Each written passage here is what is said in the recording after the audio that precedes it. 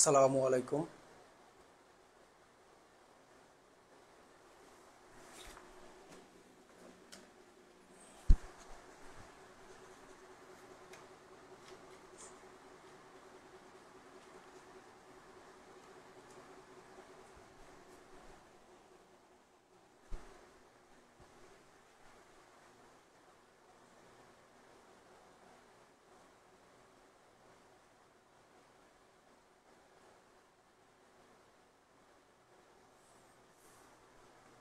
Sound কি স্পষ্ট শোনা যাচ্ছে কিনা আমাকে একটু জানাবেন।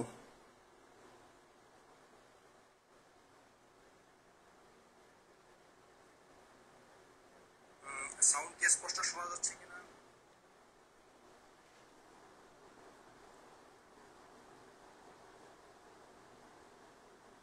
একটু লেট হয়ে গেল।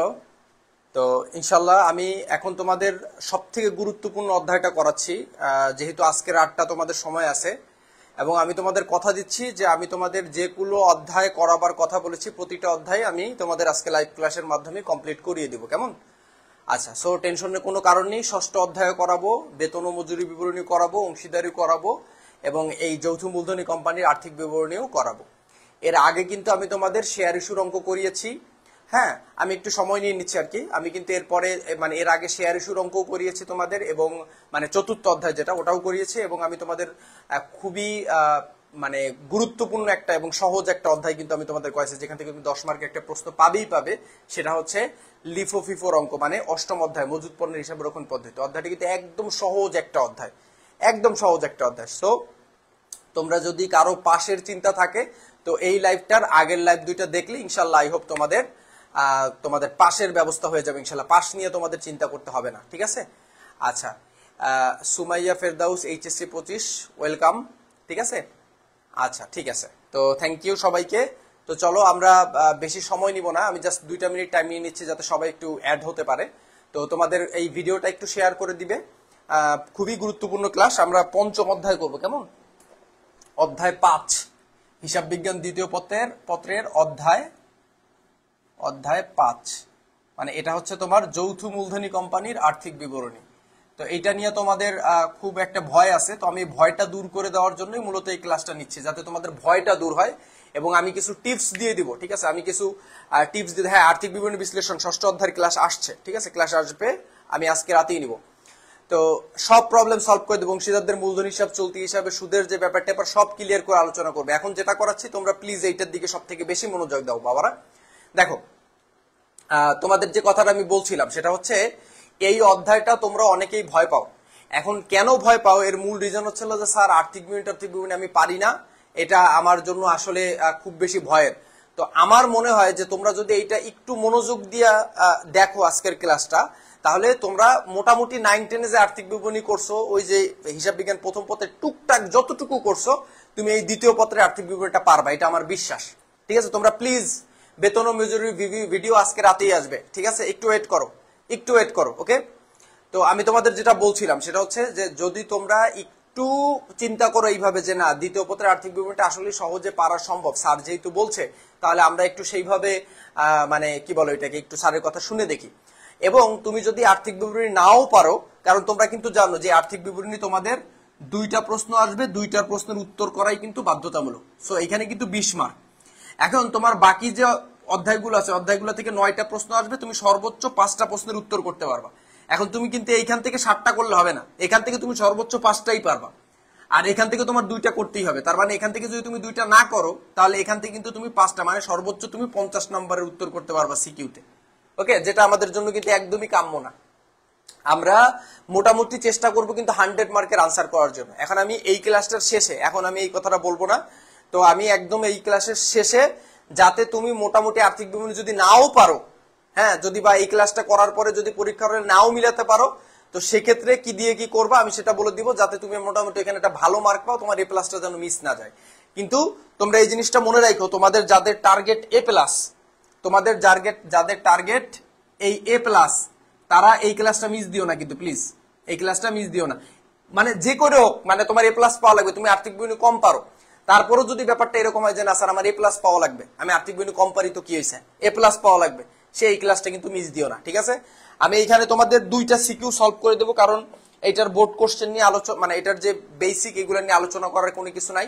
অলরেডি আমি তোমাদের ফেসবুক পেজে অনেকবার লিংক দিয়েছি। আবার তোমাদের এটা তোমরা জানো যে আমাদের যৌথ মূলধনী কোম্পানির আর্থিক বিবরণীর উপর টোটাল একটা সিরিজ দেওয়া আছে, ওখানে আমি বেসিক টপিকগুলো আলোচনা করেছি, ঠিক আছে। আর এটা প্রথম পত্রের মতনই, একটু একটু পার্থক্য আছে। চলো আমি তোমাদের এখনই বুঝাই দিচ্ছি, সেটা A to Z আমি হাতে কলমে তোমাদের বুঝাই দিচ্ছি।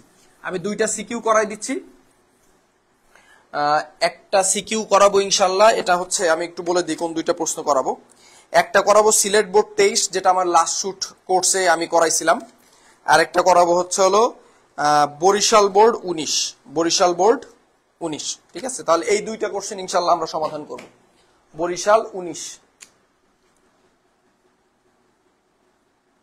বরিশাল 19, আর একটা হলো সিলেট 23। এই 2টা প্রশ্ন সমাধান করলে আই হোপ তোমার একটা ভালো প্রিপারেশন হবে।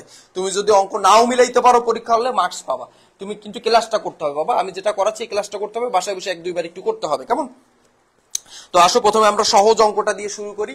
সিলেট বোর্ড 2023-এ, তো এটা হচ্ছে হলো ছন্দ লিমিটেডের অনুমোদিত মূলধন 5 লক্ষ টাকা, প্রতি শেয়ার 10 টাকা মূল্যের 50,000 শেয়ার। তাহলে দেখো এক একটা শেয়ারের দাম 10 টাকা, এরকম তার কত হাজার শেয়ার আছে? 50,000 শেয়ার আছে, ঠিক আছে। তার রেওয়ামিল নিম্নরূপ। তোমরা একটু ক্লাসের দিকে মনোযোগ দাও, কমেন্ট কম করো, ক্লাসের দিকে মনোযোগ দাও। আমি যেটা বুঝাচ্ছি এটার দিকে একটু মনোযোগ দাও, বোঝার চেষ্টা করো। তোমরা যদি কমেন্ট করতে থাকো তাহলে তো আমি এখানে পড়লে তোমরা বুঝবা না বাবারা। তোমরা একটু কমেন্টটা পরে করো, প্রয়োজনীয় কমেন্ট থাকলে অবশ্যই করবা, কিন্তু সেটা পরে, এখন একটু মনোযোগ দাও পড়ার দিকে। আর প্লিজ তোমরা একটু ক্লাসটা একটু শেয়ার করে দাও, খুবই গুরুত্বপূর্ণ। তুমি একটু শেয়ার করলে অনেকের কাছে ক্লাসটা পৌঁছাই যাবে, অনেকে দেখতে পারবে, এজন্যই শেয়ার করতে বলা। তো প্লিজ ক্লাসটা একটু শেয়ার করবে, কেমন? তো তোমরা জানো তোমাদের যে আর্থিক বিবরণী এখানে মূলত 2টা অংশ থাকে, একটা থাকে রেওয়ামিল, তার নিচে থাকে কিছু সমন্বয়। রেওয়ামিলের এন্ট্রিগুলো নিয়ে তোমাদের আশা করি কোনো সমস্যা হয় না, কিন্তু তোমাদের মেইন প্রবলেম হয়েছিল নিচের সমন্বয়গুলো নিয়ে। তো সমন্বয়ের ভিতরে এই যে অঙ্কটা আমরা সিলেট বোর্ড 2023 করবো ইনশাল্লাহ, এইখানটাতে তোমাদের 4টা সমন্বয় আছে। প্রথম সমন্বয় বলছে সমাপনী মজুদ পণ্য 1 লক্ষ টাকা মূল্যায়ন করা হয়েছে। 2 নম্বর সমন্বয় হলো প্রদেয় বেতন 5,000 টাকা। প্রদেয় শব্দের অর্থ বকেয়া। প্রদেয় শব্দের অর্থ কি বলো? বকেয়া বেতন, খরচের বকেয়া চলতি দেয়, তোমরা এগুলো জানো। 3 নম্বর সমন্বয় বলছে আয়কর সঞ্চিতি 20,000 টাকা রাখতে হবে। তোমরা জানো সমন্বয়ের যে সঞ্চিতি টঞ্চিতি থাকে বা সমন্বয়ে যেটা থাকে সেটা হলো নতুন। তার মানে এখানে যে আয়কর সঞ্চিতি আছে এটা হচ্ছে হলো নতুন আয়কর সঞ্চিতি। সমন্বয়ে যে আয়কর সঞ্চিতি আছে এটা কি বলো? নতুন আয়কর সঞ্চিতি। সমন্বয়ে যে আয়কর সঞ্চিতি আছে এটা কি বলো? নতুন আয়কর সঞ্চিতি। 4 নাম্বার বলছে সুনামের 50% অবলোপন করো। 4 নাম্বার কি বলেছে? সুনামের 50% অবলোপন করো। মনে রাখবে অবলোপন মানে হচ্ছে খরচ হয়ে যাওয়া। অবলোপন মানে কি? খরচ হয়ে যাওয়া। প্রশ্নের ক দাগে বলেছে মোট লাভ নির্ণয় করো। মোট লাভ তো তোমরা জানোই, মোট লাভ কি?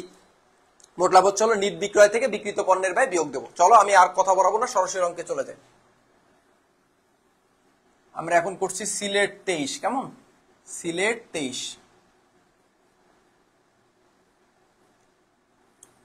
তো মোট লাভ তো তোমরা বুঝতেই পারছো, মোট লাভ হচ্ছে হলো বিশদায় বিবরণীর অংশ। সো এখানে বিশদায় বিবরণীর যে 3টা টাকার কলাম, অবশ্যই 3টা টাকার কলামই টানবে। বিশদায় বিবরণীতে কোনো স্যাক্রিফাইস নাই। এখানে তুমি এটা ক দাগ দিতে পারো। সো এখানে আমি শুধু লিখলাম বিশদায় বিবরণী।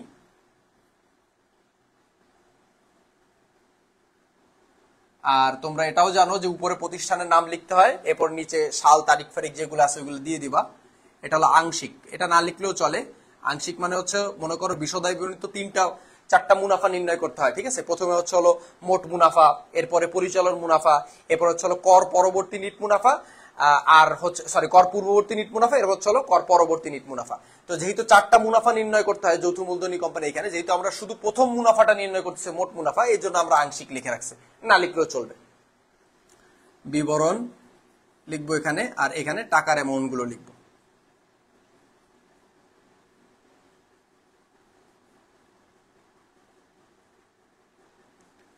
তো এখানে যদি একটু খেয়াল করো, তোমরা একটু ভালো মতন খেয়াল করো, দেখো এখানে মোট লাভ নির্ণয় করতে প্রথমে আমাদের নিট বিক্রয় নির্ণয় করতে হবে। তাহলে আমরা প্রথমে লিখবো, আচ্ছা দেখি বিক্রয় কয় টাকা দেওয়া আছে, একটু অঙ্কের ভিতরে খেয়াল করবা।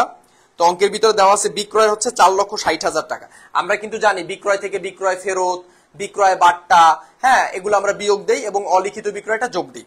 এখন বিক্রয় থেকে বিক্রয় ফেরতটা রেওয়া মিলই থাকবে, দেখো রেওয়া মিলের ভিতর কোনো বিক্রয় ফেরত দেওয়া নেই।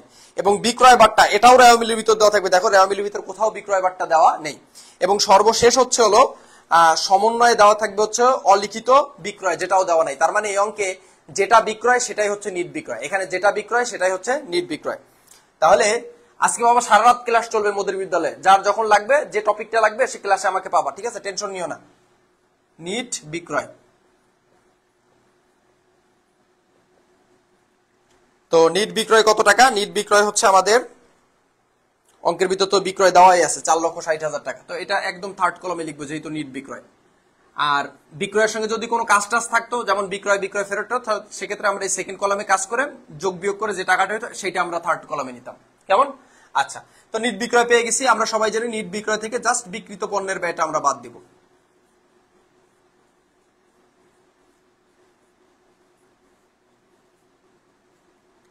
তো বিক্রিত পণ্যের ব্যয় মানে হচ্ছে কস্ট অফ গুডস সোল্ড, মানে যে পণ্যটা আমি বিক্রি করলাম, এই যে 4,60,000 টাকায় যে পণ্যটা বিক্রি করলাম ওর পিছনে আমার কি কি ব্যয় হয়েছে সেটাই হচ্ছে আমাদের বিক্রিত পণ্যের ব্যয়।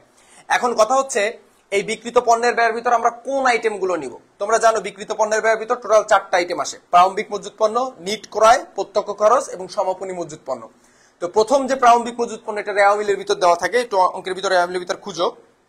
এই যে দেওয়া আছে প্রারম্ভিক মজুত 40,000, তাহলে ফার্স্টে আমরা প্রারম্ভিক মজুতটা লিখবো। প্রারম্ভিক মজুদ কত টাকা? 40,000 টাকা। তো এই 40,000 টাকা প্রারম্ভিক মজুদ অলওয়েজ সেকেন্ড কলামে যাবে, কেমন? আর এটা কোনটা কোন কলামে কাজ যাবে এটা তুমি অঙ্ক করতে করতে তোমার প্র্যাকটিসে চলে আসবে, কেমন? একটু প্র্যাকটিস করলেই তোমার হাতে আয়ত্তে চলে আসবে, কেমন? আচ্ছা, প্রারম্ভিক মজুদ অলরেডি আমরা দিয়ে দিলাম কত? 40,000 টাকা। এরপরে দেখো আমাদের প্রারম্ভিক মজুদ 2 নাম্বার আইটেম কি ছিল? নিট ক্রয়, ঠিক আছে। তার মানে এখন অঙ্কের ভিতর দেখো ক্রয় দেওয়া আছে কত। এখন ক্রয়ের যে টাকাটা, এই টাকাটা হচ্ছে আমরা ফার্স্ট কলামে লিখি, যোগ বিয়োগ করে নিট ক্রয়টা থার্ড কলামে লিখি। এখন ক্রয়ের সঙ্গে কিন্তু আমাদের বেশ কিছু জিনিসের কাজ আছে, যেমন ক্রয় থেকে রেওয়া মিলের ক্রয় ফেরতটাকে আমরা বিয়োগ দেই, যেটা আমাদের এই অঙ্কে নাই। ক্রয় বাট্টাটাকে আমরা বিয়োগ দেই, এটাও আমাদের এই অঙ্কে নাই।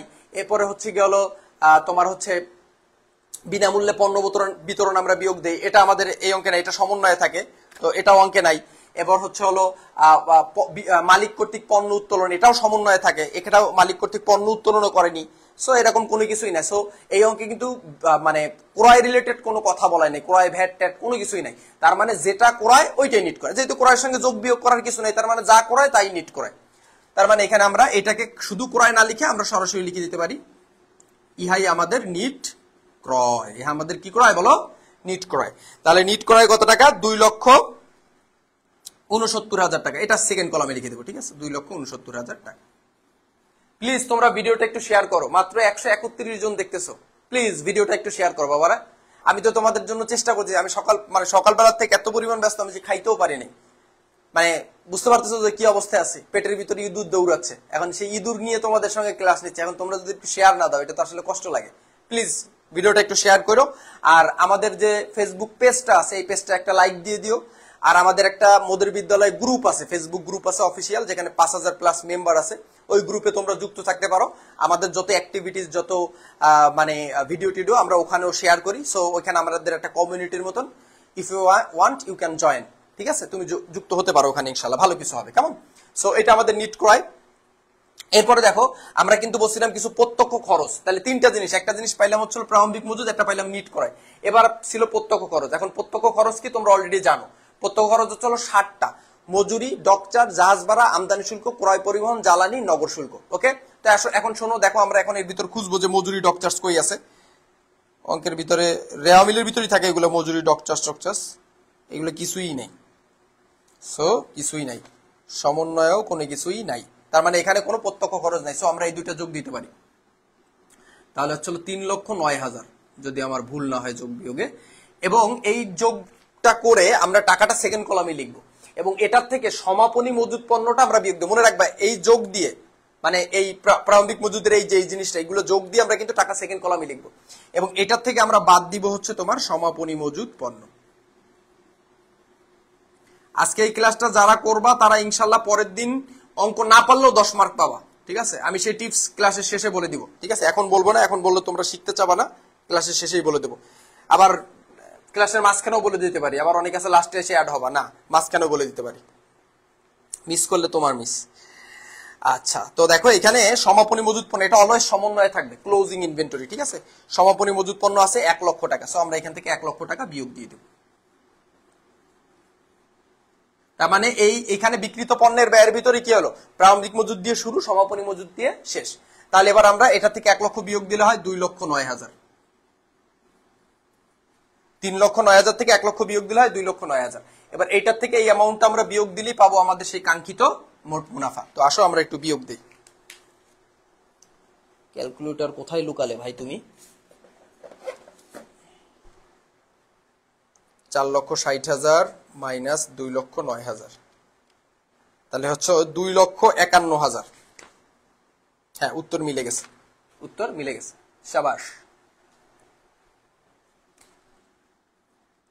2,51,000। আই হোপ এই ক্লাসটা করলে তোমাদের অনেক উপকার হবে। পরীক্ষার হলে তুমি অঙ্ক তো মিলাইতে পারবা, যারা সারা বছর করছো বা এখনো যারা মনোযোগ দিয়ে করছো, ইনশাল্লাহ চেষ্টা করতেছো। আর যদি কেউ মনে হয় যে না আমি পারবোই না, এরকম টাইপের যদি মনে হয়, তোমরা প্লিজ, ঠিক আছে, প্লিজ তোমরা একটু আমাদের সঙ্গে থাকো, দেখবা ইনশাল্লাহ তোমার আমি পরীক্ষায় কেমনি কি করাই দিই, খালি একটু দেখো। আসো, তাহলে এটা হলো বিশদায় বিবরণী। কদাক শেষ হইলো। ওকে, আলহামদুলিল্লাহ, এটা বুঝতে পারছো সবাই? যারা সালাম দিয়েছো সবাইকে ওয়ালাইকুম আসসালাম ও রহমতুল্লাহ। সকলের উপর মহান আল্লাহর শান্তি ও রহমত বর্ষিত হোক। ঠিক আছে, কদাক শেষ। এবার আসো, খদাগে আমাদের কি করতে বলছে? খদাগে মোট লাভ দিয়ে নিট লাভ নির্ণয় করতে বলছে। ঠিক আছে, মোট লাভ দিয়ে নিট লাভ নির্ণয় করতে বলছে। এই দেখো, এগুলো কিন্তু প্রথম পত্রের মতনই, ঠিক আছে।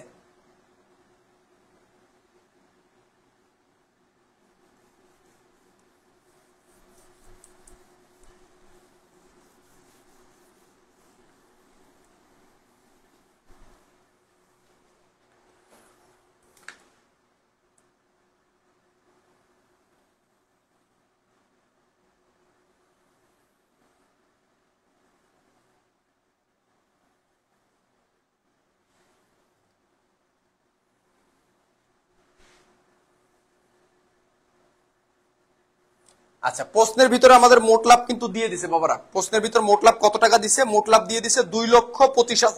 তাহলে এখন একটু আগে যে আমরা মোট লাভ নিছি ওইটার কিন্তু আর কাজ হবে না, ঠিক আছে।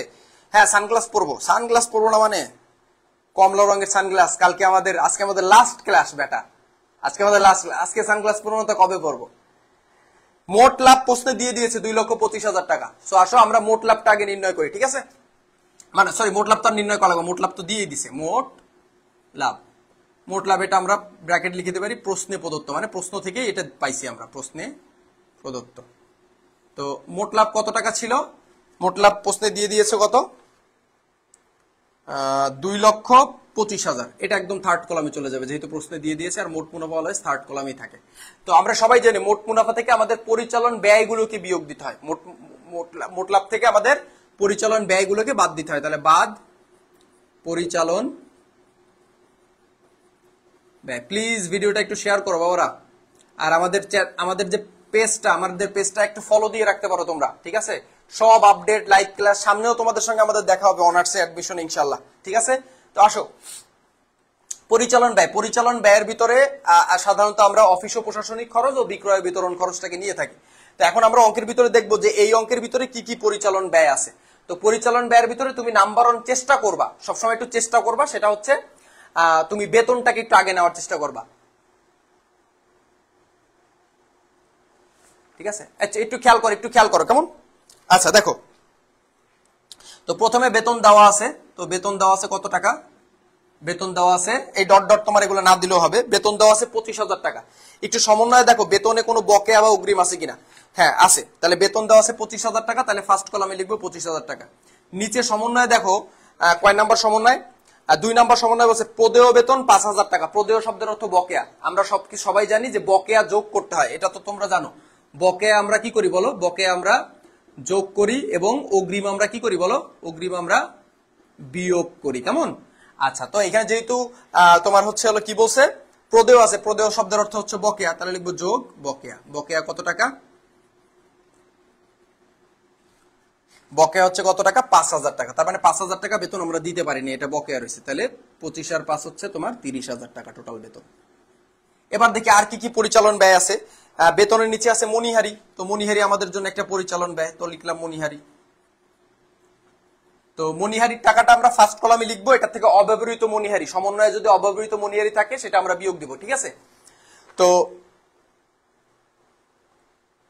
সাজেশনটা ক্লাসের শেষে থাকবে, যারা সাজেশন চাচ্ছ এই আর্থিক বিবরণীর উপরে একদম মানে কি বলবো লিজেন্ডারি সাজেশন দেবো, তুমি অঙ্ক না পারলেও মার্ক পাবো আর্থিক বিবরণীতে, ঠিক আছে। তো সেই জিনিসটার জন্য একটু ক্লাস শেষটা পর্যন্ত ওয়েট করো, একটু শেখার চেষ্টা করো বাবারা, আমি তো বোঝানোর চেষ্টা করতেছি, না বুঝতে পারলে প্রশ্ন করো, আমি শিখাই দিচ্ছি তোমার, বলে দিচ্ছি কোনটা কেমনি কি করলাম, 100 বার বুঝাই দেবো। সকালবেলাতে খাওয়া দাওয়া করার সময় পাইনি তো কি হয়েছে, বুঝাই দেবো, সমস্যা নেই। মনিহারি থেকে অব্যবহৃত মনিহারি বিয়োগ যাবে, অঙ্কে কোনো অব্যবহৃত নাই। সো মনিহারি 20,000 টাকা একদম ধইরা কান ধইরা সেকেন্ড কলমে বসাই দেবো ইনশাল্লাহ। ওকে, শেষ। এরপর মনিহারি পরে আছে বিজ্ঞাপন। বিজ্ঞাপন আমাদের জন্য একটা পরিচালন ব্যয়। তো বিজ্ঞাপনের থেকে বিলম্বিত অংশটা আমরা অলওয়েজ বিয়োগ দেই। তো বিজ্ঞাপন দেওয়া আছে 5,000 টাকা, সমন্বয়ে কি বিজ্ঞাপনের কোনো কথা বলা নাই, তাহলে বিজ্ঞাপনের টাকা সরাসরি সেকেন্ড কলামে চলে যাবে 5,000। ওকে, ডান। হাতে নগদ এগুলো তো আসবে না, প্রবাসীর কাজ হয়েছে, প্রতিবেশী প্রণালীতে এগুলো আসবে না, মূলধন আসবে না, বিক্রি আসবে না, ঋণের সুদ এটা অপরিচালন ব্যয়, এটা আসবে না, সমাপনী মজুত পদে বেতনের কাজ হচ্ছে আয়কর সঞ্চয়, এটা লাস্টে। সুনামের অবলম্বন করে মনে রাখবা, সকল অবচয় এবং সকল কি বলো এটাকে, সকল অবচয় এবং সকল অবলোপন এটা হলো পরিচালন ব্যয়। সকল অবচয় এবং সকল অবলোপন হচ্ছে পরিচালন ব্যয়। তুমি হচ্ছে গেল 4 নম্বর সমন্বয়, মানে অবচয় অবলোপন দেখলেই তুমি এই জায়গা নিয়ে নিবা, ঠিক আছে। তো 4 নম্বর সমন্বয় দেখো সুনামের 50% অবলোপন করতে বসে, ঠিক আছে। তাহলে আমরা এখানে সুনামের যতটুকু অবলোপন মানে খরচ, ঠিক আছে, তাহলে সুনামের যতটুকু অবলোপন হয়েছে সেই খরচটুকু আমরা দেখবো, ঠিক আছে, খরচটুকু লিখবো অবলোপন। তাহলে সুনাম আমার দেওয়া আছে কত টাকা, যদি একটু খেয়াল করো, সুনাম অঙ্কের ভিতরে দেওয়া আছে তোমার হচ্ছে 1 লক্ষ টাকা। তো 1 লক্ষ টাকার 50% যদি অবলোপন করে, তাহলে এখানে একটু আমরা দরকার লিখে দিতে পারি, না লিখলেও চলতো। 1 লক্ষের কত পার্সেন্ট, 50%। তাহলে 1 লক্ষের 50% অবলোপন হয়ে গেছে, তাহলে 1 লক্ষের 50% করলে হয় 50,000 টাকা। তো এই অঙ্কে আর কোনো পরিচালন ব্যয় আমি দেখছি না, তোমরা একটু দেখো পাও কিনা। তাহলে 30, 20, 50, 50, 50, 1 লাখ, 1,05,000, 1,05,000। এবার আমরা এইটার থেকে এটা বিয়োগ করব, 2,25,000 থেকে 1,05,000 বিয়োগ করব, করলে বেরোছে 1,20,000, 1,20,000। এইটার নাম হচ্ছে আমাদের পরিচালন মুনাফা, পরিচালন। এখন এই পরিচালন মুনাফার সঙ্গে আমরা সবাই জানি অপরিচালন আয়গুলো কি হয় বাবারা, যোগ হয়, এবং অপরিচালন ব্যয়গুলো কি হয় বলো, বিয়োগ হয়। অবচয় আর অবলোপন কি সব আসবে, পরিচালন ব্যয় সব আসবে মানে সব সময় আসবে, সব সময় আসবে, জি। যতটুকু অবচয় অবলোপন পার্সেন্টেজ করে ততটুকু এখানে আনতে হবে। এটার সঙ্গে এখন অপরিচালন আয়গুলো যোগ দিতে হবে। এখন আমরা এই অঙ্কের ভিতরে যদি একটু খেয়াল করি অপরিচালন আয় কই আছে, তো অঙ্কের ভিতরে একটু খেয়াল করো, অঙ্কের ভিতরে যদি একটু খেয়াল করি অপরিচালন আয় কি, কোন অঙ্কে চলে গেলাম আবার, হ্যাঁ, অপরিচালন আয় যদি আমরা দেখি মানে বিনিয়োগের সুদ, শিক্ষানবিশ স্যালামি, ঠিক আছে, তারপর হচ্ছে কমিশন প্রাপ্তি, স্থায়ী সম্পত্তি বিক্রয়জনিত মুনাফা, এগুলো তো তোমরা জানোই কোনগুলো অপরিচালন আয়। তো এখানে দেখতেছি না, ক্রেডিট সাইডে দেখি, নাই, কোনো অপরিচালন আয় নাই। সমন্বয়ে দেখি, নাই, কোনো অপরিচালন আয় নাই। সো একটা অপরিচালন ব্যয় আছে 6% ঋণপত্র, ঠিক আছে। তার মানে অপরিচালন ব্যয়, যেহেতু ব্যয় অ্যাকাউন্টিং অলওয়েজ বাদ যায়, বিয়োগ হয়, ঠিক আছে। তাহলে বাদ লিখবো হচ্ছে কি বলো, অপরিচালন ব্যয়।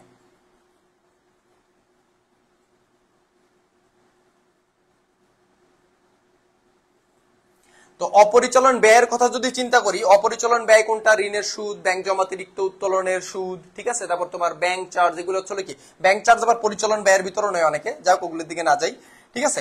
তারপর হচ্ছে মনে করো তোমার স্থায়ী সম্পত্তি বিক্রয়জনিত ক্ষতি, শিক্ষানবিশ ভাতা, এগুলো হচ্ছে আমাদের কি বলো, এগুলো হচ্ছে আমাদের অপরিচালন ব্যয়। অনাদি পাওনাদের পাওনা সঞ্চিতির কাজগুলো কেমন, আচ্ছা এটা নিয়ে কাজ করতেছি, একটু পরে যে অঙ্কটা করাবো এখানে অনাদি পাওনার কথা বলে দিব, ঠিক আছে।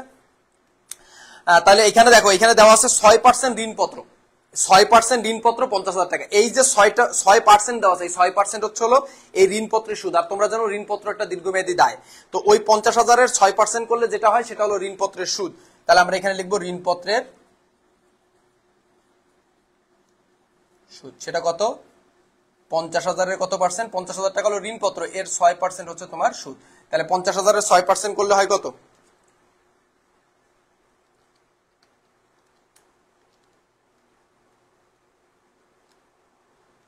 রে ভাই,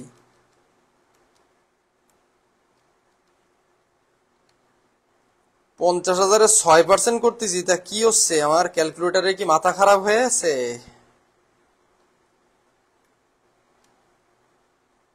কি রে, 50,000 6% করলে কত হয় আমার একটু দেখাও তো। কি রে, আমার ক্যালকুলেটরে কি দেয়া আছে 6% করলে?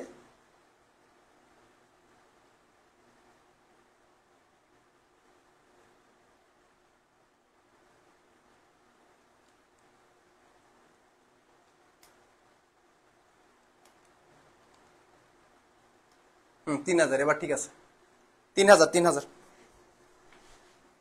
50,000 6% করলে হচ্ছে হলো 3,000। এই অঙ্কে কোনো আর কোনো অপরিচালন ব্যয় নাই, সো আমরা এটা এবার বিয়োগ দেব।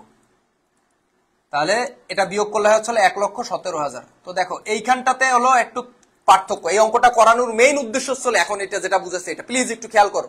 এতক্ষণ অঙ্কে খেয়াল না করলেও প্লিজ একটু অঙ্কে খেয়াল করো, আর ভিডিওটা প্লিজ একটু শেয়ার করে দাও। দেখো এইখানে ক্লাস করতেছো 100 জনের উপর স্টুডেন্ট, মাত্র ভিডিওটা শেয়ার করছো 4 জন লোক।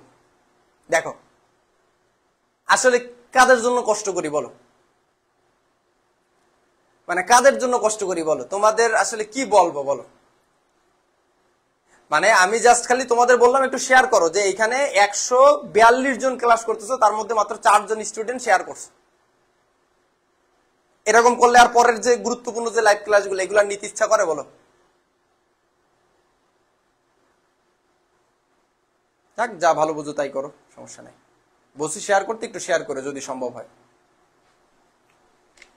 ঠিক আছে, তো দেখো তুমি যদি হিসাব বিজ্ঞান প্রথম পত্রের 9ম অধ্যায় করতা, এইটাকেই বলে দিতে হচ্ছে হলো নিট মুনাফা। এইটাকেই বলে দিতে কি মুনাফা বলো? নিট মুনাফা। ঠিক আছে, এইগুলো হচ্ছে কি মুনাফা বলো? নিট মুনাফা। কিন্তু এইখানটাতে নিট মুনাফা লেখা যাবে না। যৌথ মূলধনী কোম্পানির ক্ষেত্রে এটাকে নিট মুনাফা লেখা যাবে না। ঠিক আছে, আচ্ছা তোমরা কারা কারা শেয়ার করছো ভিডিওটা একটু দেখি, একটু ডান লেখো তো, যে না না স্যার আমরা শেয়ার লিখছি, শেয়ার করছি, বা একটু যে কোনো একটা কিছু দিয়ে বুঝাও তো যে না আমরা শেয়ারটা করছি।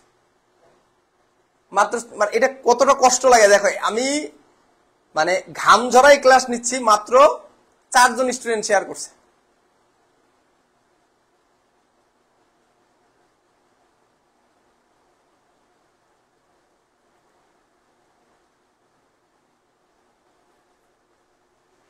যা, ঠিক আছে, সমস্যা নেই। আচ্ছা দেখো এটার নাম হচ্ছে হলো কর পূর্ব নিট মুনাফা। মানে আগে আমরা ডাইরেক্ট এইটুকু লিখে দিতাম নিট মুনাফা, এখানে যেটা উত্তর বেরোইছে এইটারে লিখে দিতাম কি বলো? নিট মুনাফা। কিন্তু দ্বিতীয় পত্রে এটার নাম হচ্ছে কর পূর্ব নিট মুনাফা। দ্বিতীয় পত্রে এটার নাম কি বলো? কর পূর্ব নিট মুনাফা। দ্বিতীয় পত্রে এই যে টাকাটা বেরোবে, মানে যেটা প্রথম পত্রে নিট মুনাফা লিখতা বা পরিচালন মুনাফার সঙ্গে অপরিচালন আয় ব্যয় যোগ বিয়োগ করে যে নিট মুনাফাটা বাইর করতা, ওই নিট মুনাফাটা লিখবা কর পূর্ব নিট মুনাফা। তো ওই কর পূর্ব নিট মুনাফা থেকে বাদ দিতে হবে চলো সমন্বয়ে দেখবা নতুন আয়কর সঞ্চিতি আছে। সমন্বয় কি দেখবো বলো? নতুন আয়কর সঞ্চিতি আছে। ঠিক আছে, তো সমন্বয় দেখো দেওয়া আছে হচ্ছে হলো, এটা আবার সবসময় যে থাকে তা না, থাকলে বিয়োগ দিবা, না থাকলে দিবা না। তো অঙ্কের ভিতরে দেখো সমন্বয় 3 নাম্বার সমন্বয় বলছে, নিচে বলছে যে আয়কর সঞ্চিতি 20,000 টাকা রাখতে হবে। ভালো মতন বোঝো, আয়কর সঞ্চিতি 20,000 টাকা। এখান থেকে কিন্তু নতুন বলা নাই, তোমরা কিন্তু এটা জানো সমন্বয়ে যে আয়কর সঞ্চিতি থাকে সেটা হলো নতুন, আর রেওয়া মিলে যে আয়কর সঞ্চিতি থাকে সেটা হলো পুরাতন। ঠিক আছে, তাহলে আমরা বাদ দিব নতুন আয়কর সঞ্চিতি, নতুন আয়কর সঞ্চিতি, এটা সমন্বয়ে থাকবে সবসময়। ঠিক আছে, আর যদি না থাকে তাহলে বিয়োগ দিবা না। নতুন আয়কর সঞ্চিতি কত টাকা? 20,000 টাকা। এই 20,000 টাকা তুমি বিয়োগ দিয়ে দিবা। তাহলে 20,000 টাকা যদি বিয়োগ দাও তাহলে থাকে হলো 97,000 টাকা। কত হাজার টাকা? 1,17,000 থেকে 20,000 বিয়োগ দিলে হয় কত? 17, 17 যাই বলো দুইটাই সঠিক। 20,000 বিয়োগ দিলে হবে কত? 97,000 টাকা। তাহলে এইটার নাম কি? এইটার নাম কর পরবর্তী নিট মুনাফা। কর পরবর্তী নিট মুনাফা। ফার্স্ট পেপার 100% কমন পড়ছে। মাসুদ ধন্যবাদ অনেক তোমাকে। আচ্ছা, সো এটার নাম হচ্ছে হলো কর পরবর্তী নিট মুনাফা। কর, আমি শেষে একটা খুবই গুরুত্বপূর্ণ টিপস দিব, যেটা শুনলে মোটামুটি তুমি আর্থিক জীবনে না করলেও 10 পাবা। সেই কথাটা একটু মাথায় রেখো। কর পরবর্তী নিট মুনাফা একটু করো, দেখো একটু বোঝো। দেখো এই শেষ, এই হচ্ছে গেল তোমার 4টা মার্ক। প্রথম পত্র আর দ্বিতীয় পত্রে আর্থিক বিবরণীর পার্থক্যটা পাবা এই জায়গায়। মানে আগে তুমি এইখানটাতেই ঝামেলা, মানে মামলা ক্লোজ করে দিতা, সেটাকে এটা লাগতা নিট মুনাফা। আর এইখানে লিখবা হচ্ছে হলো কর পূর্ব নিট মুনাফা, ওইটার থেকে সমন্বয়ে থাকা। অবশ্যই কিন্তু এটা কোথায় থাকবে? সমন্বয়ে থাকবে। যে নতুন আয়কর সঞ্চিতি এটা কোথায় থাকবে? সমন্বয়ে থাকবে, মনে থাকবে কিন্তু। এটা এই যে আমি স্টার দিয়ে দিচ্ছি দরকার নেই, এটা কোথায় থাকবে বলো? এই যে আমি নতুন স্টার দেওয়া শিখছি, এই দেখো সুন্দর মতন আমার স্টুডেন্টরা শিখাইছে। এই এই এই এটা অলওয়েজ সমন্বয়ে থাকবে। এই সমন্বয়ের নতুন আয়কর সঞ্চিতিটা বিয়োগ দিয়ে তারপরে বের হবে কর পরবর্তী। আগে কর পূর্ব, তারপর কর পরবর্তী। তাহলে এখানে আমরা কি কি বাইর করলাম দেখো, মোট লাভ বাইর করছি, এই যে খেয়াল করে যে মোট লাভ বাইর করছি। এবার ছিল পরিচালন মুনাফা বাইর করছি। এবার কর পরবর্তী নিট মুনাফা, কর পূর্ব নিট মুনাফা হয়েছে, এবার কর পরবর্তী নিট মুনাফা হয়েছে। এই চারটা, একটা দুইটা তিনটা চারটা, একটা দুইটা তিনটা চারটা, এই চারটা। বলো এবার কি না বুঝো, এখানে বুঝো নাই বলো। আর প্লিজ একটু ভিডিওটা শেয়ার করো প্লিজ। অনেক কষ্ট করে ক্লাস নিচ্ছি বাবা, শুধুমাত্র তোমাদের জন্য, এইচএসসি 24 ব্যাচের জন্য। ঘামাই গেছি, এটা দেখাবো বেটা, এই দেখ কাছে এসে দেখ, ঘামাই গেছি, ঠিক আছে? তারপরও আপনাদের কোনো আসলে প্রতিদান তো দেওয়া সম্ভব না, মানে একটু আপনাদের একটু সাপোর্ট পাইলে ভালো লাগতো, কিন্তু সেই সাপোর্টটা আপনারা করেন না, বুঝছেন? আপনারা একটু মোটিভেট তো করবেন, আমারও তো মোটিভেশনের দরকার হয় না? আমি যে আপনাদের মোটিভেট করি, আমাদের একটু মোটিভেশনের দরকার হয় না? অপরিচালন আয় ব্যয় কোনগুলো বাবা? অপরিচালনে আয়ের একটা শর্টকাট টিপস ইউজ করে দিই। বিক্রয় বাদে প্রতিষ্ঠানে যত আয় হয় সব আয় হলো অপরিচালন আয়। বিক্রয় বাদে প্রতিষ্ঠানে যত আয় হয় সব আয় হচ্ছে অপরিচালন আয়, ঠিক আছে? এখন এটা আমি বেশি ব্যাখ্যা দিয়ে বলতে পারবো না, অনেক কথা বলতে হবে। আর অপরিচালন ব্যয় মানে নন অপারেটিং এক্সপেন্স গুলো হচ্ছে হলো পরিচালন ব্যয়, যেগুলো না সেগুলো হলো অপরিচালন ব্যয়। আর অপরিচালন আয় ব্যয় অল্প কয়েকটাই আছে, আমি চার্ট দিয়ে দিচ্ছি, ভিডিও দেওয়া আছে, সব জায়গায় আছে, বইও আছে তোমার। আচ্ছা চলো এটা আমরা মুছে ফেলি, এবার গদাকে আসবো। গদাকটাও কিছু কথাবার্তা আছে, চলো আমরা গদাকটা করি। মুছে ফেললাম, তোমরা আই হোপ সবাই বুঝতে পারছো। সিলেট বোর্ড 2023 করতেছি আমরা, কেমন? এরপর আমরা করব বরিশাল বোর্ড 2019, ওইখানে সংরক্ষিত আয় শিখবো। সংরক্ষিত আমরা A to Z বেসিক সহ বুঝাই দেবো, সবাই বুঝবা। একদম সংরক্ষিত আয় বলতে কি বুঝো ওইখান দিয়ে বুঝাই দেবো। আর সংরক্ষিত বই কাল, সংরক্ষিত আয় বিবরণী কালকে ক্লাসে গেলে তোমরা পাবাই পাবা, গ্যারান্টি, আমি গ্যারান্টি দিয়ে দিচ্ছি সংরক্ষিত আয় পাবা। আর যদি প্রশ্ন আলু মার্কা করে তাইলে পাবা না। প্রশ্ন যদি কঠিন করে তাহলে 100% পারবা, একদম আলু মার্কা প্রশ্ন যদি করে তাহলে পারবা না, তাহলে তো এমনি পারবা, এরকম আলু মার্কা কোশ্চেন আসবে ইনশাআল্লাহ। আচ্ছা সময় বেশি নাই, দ্রুত শেষ করতে হবে, আজানের টাইম দিস, আজান হয়ে গেছে, 9টার সময় নামাজ। আসো, আর্থিক অবস্থার বিবরণীতে সম্পদ পার্শ্ব প্রদর্শন করো। তাহলে আর্থিক অবস্থার বিবরণী করতে বলছে, আমরা কিন্তু সবাই জানি আর্থিক অবস্থার বিবরণী মানে কি। আর্থিক অবস্থার বিবরণী মানে হচ্ছে হলো সম্পদ সমান সমান দায় প্লাস কি মালিকানা সত্ত্ব।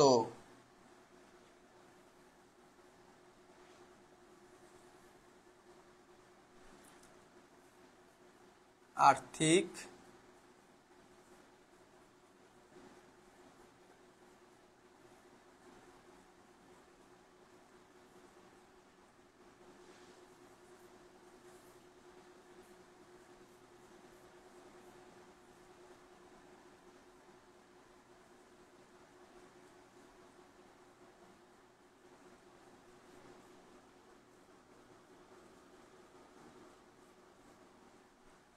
দেখেন, এখন আমরা আর্থিক অবস্থার বিবরণীর এখানে কিন্তু বলে দিচ্ছে সম্পদ পার্শ্ব প্রদর্শন করো। সম্পদ পার্শ্ব, সম্পদ পার্শ্ব, সম্পদ পার্শ্ব মানে কি? তার মানে এটা আংশিক করতে বলছে, লিখলে হয় না লিখলে হয় আংশিক, মানে সম্পদ অংশটুকু নির্ণয় করতে বলছে। এখন তোমরা মনে রাখবা এর সম্পদও সাইটটা, দায় ও মালিকানা সত্ত্ব সাইটটা শিরোনাম।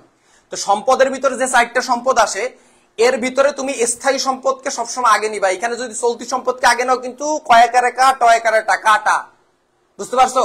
অবশ্যই অবশ্যই স্থায়ী সম্পদকে আগে নিতে হবে, এটা যৌথ মূলধন কোম্পানির আইনেই বলা আছে বাবা, মনে রাখো। তো প্রথমে আমরা লিখবো সম্পত্তি সমূহ। এখন আমরা যদি একটু অঙ্কের ভিতর খেয়াল করি কয় ধরনের সম্পত্তি থাকে, আমি এই কোণায় একটু লিখে দিই। প্রথমে থাকে স্থায়ী, তো আগে নিতেই হবে, এটা তো মাস্ট। স্থায়ী সম্পত্তি সবার আগে নিতে হবে, এটা মাস্ট। 2 নাম্বার নিতে হবে হচ্ছে হলো দীর্ঘমেয়াদী বিনিয়োগ। 3 নাম্বার নিতে হবে হচ্ছে হলো চলতি সম্পত্তি। আর 4 নাম্বার নিতে হবে স্থায়ী সম্পত্তি, এই সরি ভুয়া সম্পত্তি, ভুয়া সম্পত্তি বা অলিক সম্পত্তি। তো এই 4টা নিতে হবে, ঠিক আছে? এই 4টা সম্পত্তি নিতে হবে। এখন এই 4টা সম্পত্তি তুমি যখন নিবা তখন প্রথমে অবশ্যই অবশ্যই স্থায়ী সম্পত্তিকে আগে নিবা, এটা মাথায় রেখো, বারবার বলতেছি। কিন্তু প্রথম পত্রের নিচু কি না নিচু জানি না, দ্বিতীয় পত্র অবশ্যই স্থায়ী সম্পত্তিকে আগে নিবা, ঠিক আছে? তো আসো প্রথমে আমরা স্থায়ী সম্পত্তিগুলো খুঁজি। কি কি স্থায়ী সম্পত্তি আছে? স্থায়ী সম্পত্তি ছাড়া তো আর ব্যবসা করা যায় না। তুমি ব্যবসা করতে গেলে তো কিছু স্থায়ী সম্পত্তি লাগবে। স্থায়ী সম্পত্তি মানে কি? যেগুলো তুমি ব্যবহারের উদ্দেশ্যে পারচেজ করো, তুমি ব্যবহার করবা, প্রতিষ্ঠানে ব্যবহার করবা। এখন আমরা যদি অঙ্কের ভিতর খেয়াল করি তো দেখো অঙ্কের ভিতরে কি রে, আমি কোন জায়গা থেকে কোন জায়গা চলে যাই, এই যে এই জায়গা। তো আসবাবপত্র আছে, কি আছে? আসবাবপত্র।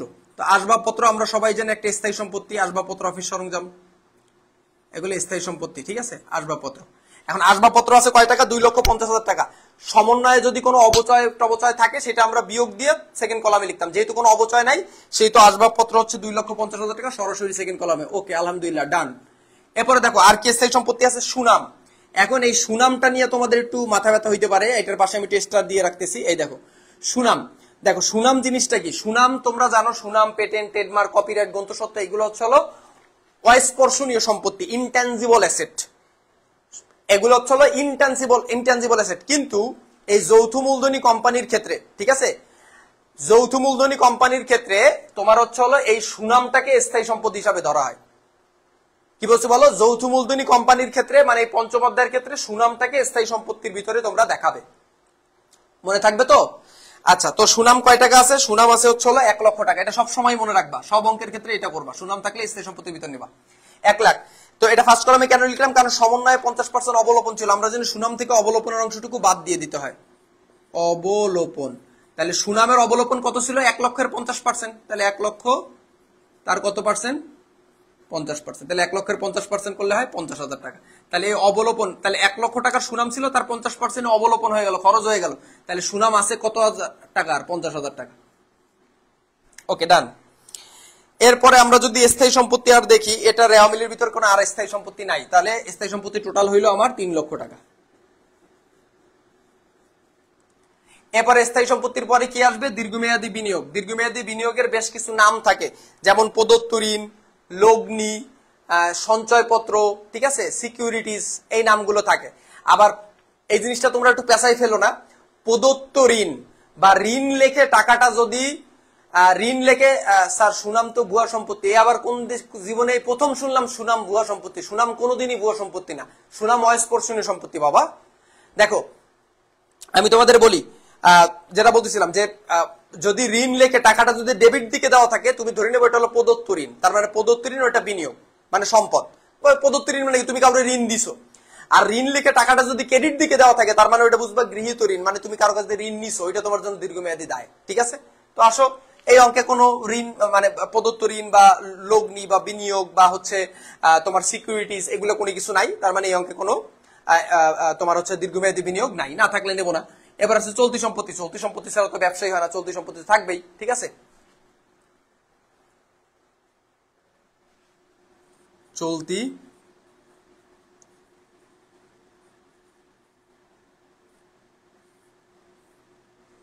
চলতি সম্পত্তি। প্লিজ ভিডিওটা একটু শেয়ার করো বাবারা, প্লিজ ভিডিওটা একটু শেয়ার করো। আর কি বলবো, আর সাবস্ক্রাইব ইওর ওন হ্যাপিনেস, যা বলার বলে দিছি, বুঝে নাও। আচ্ছা এবার আসো চলতি সম্পত্তি। চলতি সম্পত্তি, তো চলতি সম্পত্তির ভিতর কি কি আসবে? চলতি সম্পত্তির ভিতরে নিশ্চয়ই যে সম্পত্তিগুলো 1 বছরের ভিতর নগদ টাকা রূপান্তর করা যায় সেই সম্পত্তিগুলো কি চলতি সম্পত্তি বলে। ওকে, তো আসো চলতি সম্পত্তির ভিতর প্রথমে আছে হাতে নগদ, ক্যাশ অন হ্যান্ড। হাতে নগদের একটা নাম নগদ তহবিল। হাতে নগদ টাকা, সেটা তো অবশ্যই আমাদের চলতি সম্পত্তি, 56,000 টাকা। প্রাপ্য হিসাব অবশ্যই চলতি সম্পত্তি, প্রাপ্য হিসাব মানে দেনাদার।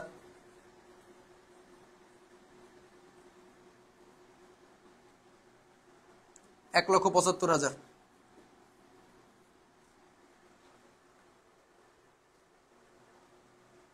রেওয়া মিলের ভিতর আর কোনো চলতি সম্পত্তি নাই। সমন্বয়ে দেখো সমাপনী মজুত পণ্য আছে। সমাপনী মজুত পণ্য একটি চলতি সম্পত্তি। সমন্বয়ের সমাপনী মজুত পণ্য একটি চলতি সম্পত্তি। কত টাকা? 1,00,000 টাকা।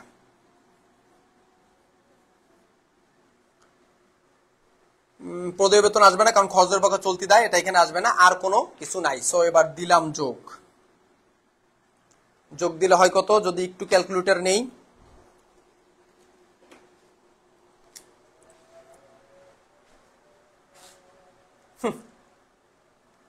আমার সঙ্গে পাঙ্গা।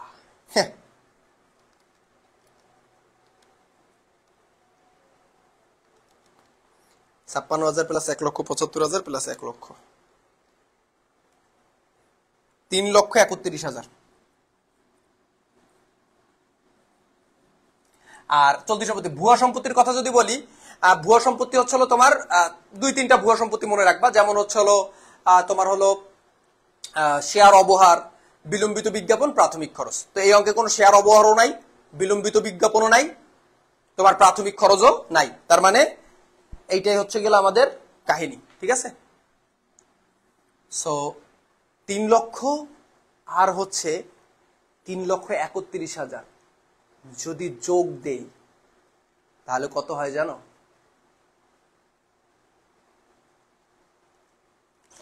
লো বাজেটের Cristiano Ronaldo.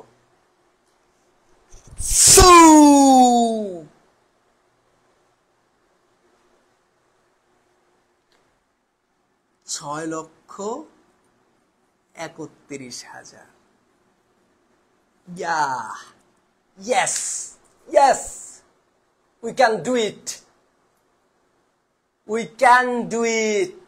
We can do it. পরীক্ষার হলে কালকে যখন এইভাবে মিলে যাবে, উফ মাই গড, কি শান্তি। দেখো দেখো সোনারা, 6,31,000। দেখো দেখো দেখো, হা হা হা হা হা। এটা নাম আমাদের কি?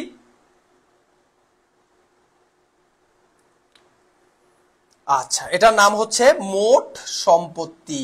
মোট সম্পত্তি। স্যার দায় ও মালিকানা সত্ত্ব কই? না বাবা, এখানে দায় ও মালিকানা সত্ত্ব করা যাবে না, কারণ এখানে আমাদের মোট সম্পত্তি পার্শ্ব দেখাতে বলছে।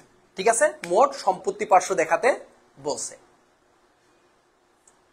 তোমরা কি চাও আমি ম্যানচেস্টার ইউনাইটেডের একটা জার্সি পরে তোমাদের ক্লাস নেই, and with my legendary sunglass? অঙ্ক মিলাই ফেলাইছি। চলো এবার আমরা নেক্সট অঙ্কে চলে যাই। I need to change my costume, so let's get started. Now we can solve the second math, Barishal 19।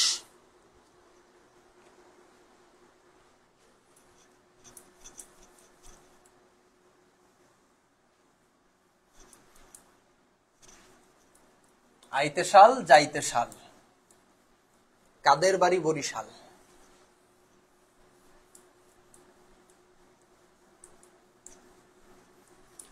তবু এই দেয়ালের শরীরে যত চেরা রং ধুয়ে যাওয়া মানুষ পেশাদার, প্রতিহিংসা তোমার চেতনার যত উদ্ভাসিত আলোড়ন আকাশের মতন অকস্মাৎ নীল নীলে ডুবে থাকা তোমার প্রিয় কোন মুখ তার চোখের কাছাকাছি এসে কেন পথ ভুলে। দুটো মানচিত্র একে দুটো দেশের মাঝে বিধে আছে অনুভূতিগুলোর ব্যবচ্ছে।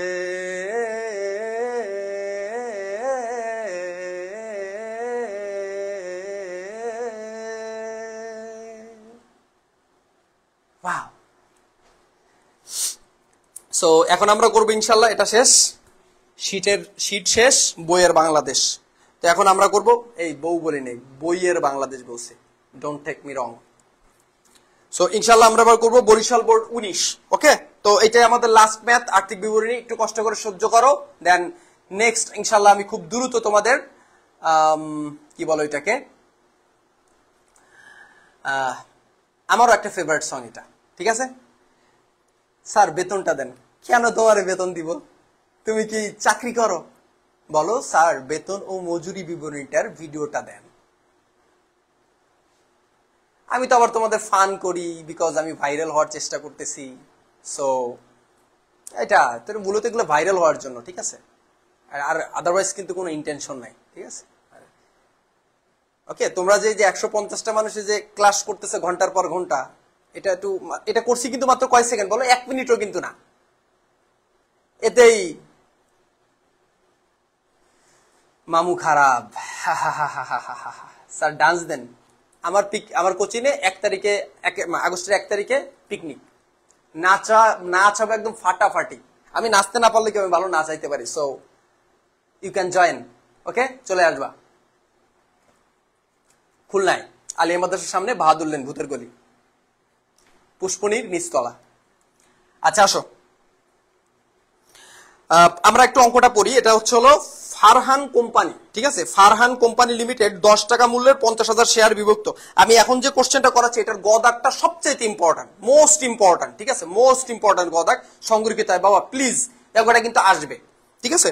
তো আসো, কদাকে বলছে প্রদেয় লভ্যাংশের পরিমাণ নির্ণয় করো। প্রদেয় লভ্যাংশ মানে ঘোষিত লভ্যাংশ, ঠিক আছে। তো কদাক দিয়ে লিখবো প্রদেয় লভ্যাংশ। তো দেখো প্রদেয় লভ্যাংশ সম্পর্কে কি বলছে। প্রদেয় লভ্যাংশ মানে বকেয়া লভ্যাংশ, প্রদেয় লভ্যাংশ মানে ঘোষিত লভ্যাংশ, যেই লেও সেই কদু, মানে লভ্যাংশ ঘোষণা করা হয়েছে এখনো প্রদান করা হয়নি। তো দেখো একদম 5 নাম্বার, দেখো আমি একটু সমন্বয় গুলো পড়ি বাবা। দেখো 2 মাসের বেতন বকেয়া আছে, 1 নাম্বার সমন্বয় বলছে। 2 নাম্বার সমন্বয় বলছে অনাদেয় পাওনা। এই যে যারা অনাদেয় পাওনা নিয়ে কথা বলছিল আমি বেসিক সহ বুঝাই দিচ্ছি। দেখো অনাদেয় পাওনা খরচ 1300 টাকা ধরতে হবে, ঠিক আছে। 3 নাম্বার বলছে নিষ্কর প্রিমিসেস এর উপরে 2% অবচয়। নিষ্কর প্রিমিসেস মানে হচ্ছে হলো মানে কর দেওয়া হয় না এরকম একটা প্রাঙ্গণ আর কি, ঠিক আছে, মানে যে প্রাঙ্গণ বা একটা উঠান বা একটা জমি, যে জমিতে তোমার কর দেওয়া লাগে না ওটা বলে নিষ্কর প্রিমিসেস। প্রিমিসেস মানে হচ্ছে প্রাঙ্গণ। সাধারণ সঞ্চিতি 10,000 টাকা স্থানান্তর করতে হবে, ওকে ভালো। 5 নাম্বার বলছে শেয়ার মূলধনের উপর 10% লভ্যাংশ ঘোষণা করতে হবে। তার মানে দেখো এখানে বলছে শেয়ার মূলধনের উপর 10% লভ্যাংশ ঘোষণা করতে। এই যে আমি কি বলছি, ঘোষিত লভ্যাংশ আর প্রদেয় লভ্যাংশ কি একই? তাহলে এখানে কি বলছে, শেয়ার মূলধনের উপর, তাহলে শেয়ার মূলধনের উপরে 10% লভ্যাংশ ঘোষণা করা হয়েছে। শেয়ার মূলধনের উপরে 10% লভ্যাংশ ঘোষণা করা হয়েছে। শেয়ার মূলধনের উপরে 10% লভ্যাংশ ঘোষণা করা হয়েছে, ঠিক আছে, ঠিক আছে। তাহলে শেয়ার মূলধন কয় টাকা আছে অঙ্কের ভিতর দেখো, শেয়ার মূলধন দেওয়া আছে 3 লাখ টাকা। রেওয়ামিলের ভিতর দেখো ক্যাডিসের দেওয়া আছে শেয়ার মূলধন 3 লাখ টাকা এটা দেওয়া আছে। দেখো প্রতি ওই শেয়ার মূলধনের পাশে লেখা আছে প্রতি শেয়ার 10 টাকা মূল্যের 3000 শেয়ার। তাহলে 3 লাখের কত পার্সেন্ট ধরবো, 10% লভ্যাংশ আমি ঘোষণা করে দিচ্ছি। আমার টোটাল যে টাকাটা মূলধন তার আমরা বলে দিচ্ছি আগে থেকে যে এই 3 লাখ টাকার মূলধনের 10% আমরা এবার ঘোষণা দিয়ে দিচ্ছি, ঠিক আছে। আচ্ছা এবার 3 লাখের 10% করলে হয় কত, 30,000। এটা দিবা না তোমরা, জাস্ট সমান সমান দিবা 30,000 টাকা। এটার উত্তর 30,000ই টাকা।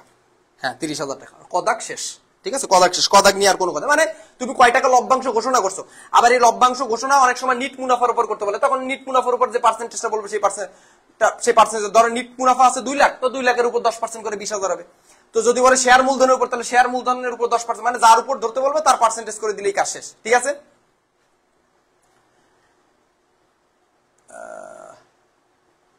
ওকে ঠিক আছে। খদাগে কি বলছে, খদাগে বলছে হচ্ছিল ডিসেম্বর 8 তারিখে নিট আয়ের পরিমাণ। নিট আয় মানে নিট মুনাফা। দেখো নিট মুনাফা এই সিমিলার হয়তো একটু আগে আমরা যেভাবে করছি সেভাবেই করতে হবে। নিট মুনাফা, নিট মুনাফা করার পরে আমরা সেই গুরুত্বপূর্ণ গদাকটা করবো, সংরক্ষিত হয় এক ক্লাসে A to Z বুঝাই দেবো ইনশাল্লাহ, ঠিক আছে।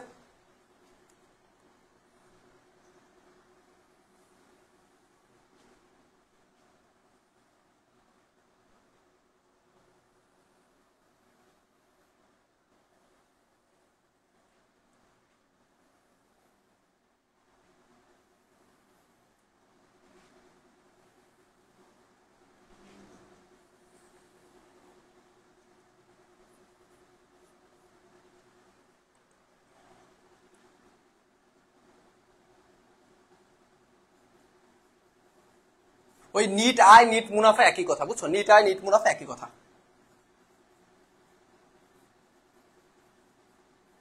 আর এখানে বিবরণ টাকা টাকা টাকা এগুলো লিখে নিবা, ঠিক আছে। দেখো এই প্রশ্নের ভিতরে দেখো রেওয়ামিলের ভিতরেই তাজ্জব ব্যাপার, এই মোট মুনাফাটা সাধারণত উপরে থাকে, কিন্তু দেখো এই রেওয়ামিলের ভিতরেই মোট মুনাফা দিয়ে দিছে 1,20,000 টাকা, ঠিক আছে।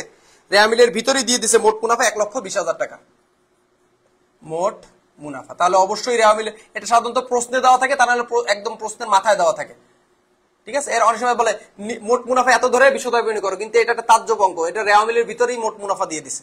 তাহলে আমরা এখানে লিখবো প্রশ্নে প্রদত্ত।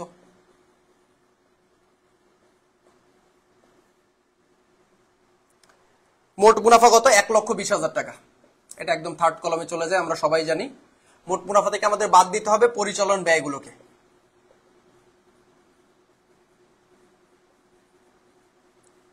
আর পরিচালন ব্যয়ের ভিতর আমরা সর্বপ্রথম কোনটা নেওয়ার চেষ্টা করব, তোমরা সবাই জানো বেতনটাকে নেওয়ার চেষ্টা করব। তো অঙ্কের ভিতরে দেখো বেতন খরচ দেওয়া আছে কত, বেতন খরচ দেওয়া আছে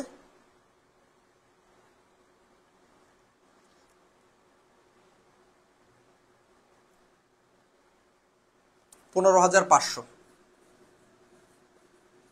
বেতন 15,500, এটাকে আমরা ফার্স্ট কলামে লিখবো নাকি সেকেন্ড কলামে লিখবো? এখন সমন্বয়ে দেখি বেতন কিন্তু বকে আছে, তাহলে 15,500 আমরা ফার্স্ট কলামে লিখবো 15,500। এখন এখানে বলছে বকে, আগে যোগ লিখিনি, যোগ বকেয়া, বকে আমরা যোগ করি, অগ্রিম আমরা বিয়োগ করি। এখন এখানে দেখো কি বকেয়া বলছে, 2 মাসের বেতন বকে আছে। কয় মাসের বেতন? 2 মাসের। প্লিজ বাবা ভিডিওটা একটু শেয়ার করো। কয় মাসের বেতন বকে আছে? 2 মাসের বেতন বকে আছে। তার মানে 2 মাসের বেতন বকেয়া মানে হচ্ছে হলো যে 15,500 টাকা, তাহলে তুমি 10 মাস বসে দিছো, তাহলে দেখো 15,500 টাকা হচ্ছে হলো বেতন। এখন এইটা যদি 2 মাস বকেয়া থাকে তাহলে তুমি দেছো কয় মাস? 10 মাস। তাহলে এখন বকে আছে কত? 2 মাস। তাহলে এটা 10 দিয়ে ভাগ দিবা, 2 দিয়ে গুণ দিবা, 10 দিয়ে ভাগ দিবা, 2 দিয়ে গুণ দিবা। হয়তো দেখা যাচ্ছে না, আমি একটু ছোট করে লিখে দিই। 15,500 এটারে 10 দিয়ে ভাগ দিবা, গুণ দিবা 2 দিয়ে। 10 দিয়ে কেন ভাগ? কারণ যদি 12 মাসের অঙ্ক, 2 মাসই যদি বকেয়া থাকে তাহলে দিছো কয় মাস? 12 মাসের 12 মাসের অঙ্ক, কারণ এই অঙ্কটা আমরা 12 মাস পরে পড়ি। তাহলে 12 মাসের পরে যদি মনে করেন মানে 12 মাসের অঙ্কের যদি 2 মাসই বকেয়া থাকে, মানে 12 মাসের একটা হিসাবকালের যদি 2 মাসই বকেয়া থাকে তাহলে দিছি কয় মাস? 10 মাস। তাহলে এই 15,500 আমি 10 মাস বসে দিচ্ছি, তাহলে 15,500 10 দিয়ে ভাগ দিলে 1 মাসে বের হয়। তাহলে 1 মাসের বের হইলে তাহলে আমরা 2 দিয়ে গুণ দিলে 2 মাসেরটা বের হয়ে যাচ্ছে, আর আমার হচ্ছে বকেয়া হতো সেই 2 মাসের। তাহলে 15,500 আমরা কি করব? এরকম ভাবে 15,500 আমরা 10 দিয়ে ভাগ দিব, গুণ দিব 2 দিয়ে। কেমন? ওকে, আই হোপ তোমরা বুঝতে পারতেছো। কিন্তু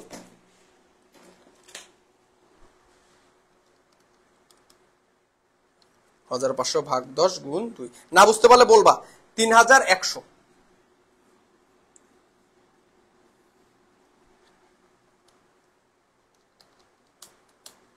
18,600।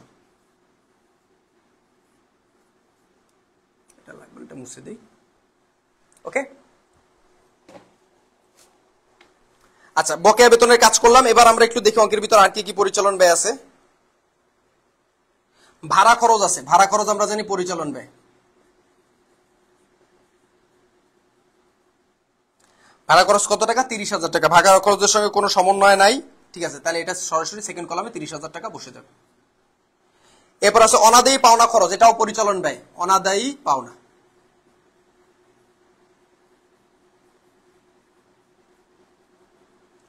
দেখো এই অনাদায়ী পাওনার এন্ট্রিটা তোমাদের আমি প্রথম পত্রে অনেক ভালো মতন বুঝাইছিলাম। দেখো অনাদায়ী পাওনা আমি একটু সংখ্যাবে লিখলাম, এটাকে বলা হয় কুরিন যোগ নতুন, আমি একটু সংখ্যাবে লিখতেছি, নতুন অনাদায়ী পাওনা যোগ নতুন অনাদায়ী পাওনা সঞ্চিতি মাইনাস পুরাতন অনাদায়ী পাওনা সঞ্চিতি। এই 4টা জিনিসের কাজ করতে হবে। এর মধ্যে মাথায় রাখবে এই নতুন অনাদায়ী পাওনা সঞ্চিতিটা অলওয়েজ নিট দেনাদারের উপর ধার্য করতে হয়। আর নিট দেনাদার কিভাবে নির্ণয় করতে হয় এটা তোমরা সবাই জানো। রেওয়া মিলে যে দেনাদার আছে ওই দেনাদারের সঙ্গে তোমার সমন্বয়ের অলিখিত বিক্রয় থাকলে সেটা যোগ দিতে হয়, এবং ওইটা থেকে নতুন অনাদায়ী পাওনা বিয়োগ দিয়ে তারপর আমাদের নিট দেনাদার বের করতে হয়।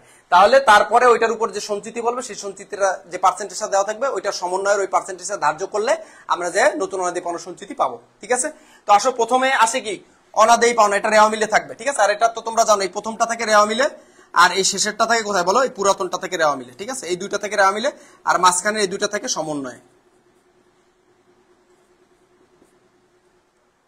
তাহলে রেওয়া মিলে প্রথমে আছে দেখো অনাদায়ী পাওনা খরচ, তাহলে অনাদায়ী পাওনা দেওয়া আছে 5,700 লিখলাম। এবার নতুন অনাদায়ী পাওনা এটা কোথায় থাকবে বলো? সমন্বয়ে থাকবে, যেটা আমরা যোগ দিই। তো সমন্বয়ে কোনো নতুন অনাদায়ী পাওনা? হ্যাঁ আছে, নতুন অনাদায়ী পাওনা খরচ 1,300, তাহলে এটা নতুন অনাদায়ী পাওনা যোগ নতুন